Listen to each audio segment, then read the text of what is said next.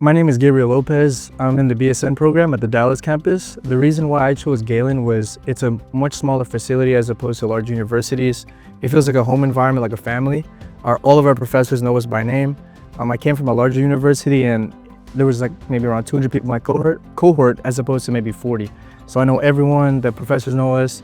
They pull us to the side. They care more about us than just a student ID number. They truly look at us as humans and as family. I've just learned so much, especially with the labs. It allows me to, get real-world experience that translates to the medical field. We do a lot of simulation labs. Everything's high-tech. And when I used to work at Medical City. I've seen a lot of the things that I learned at Galen to help me out on the floor. Nursing is a calling, and I feel like, I'm a man of faith.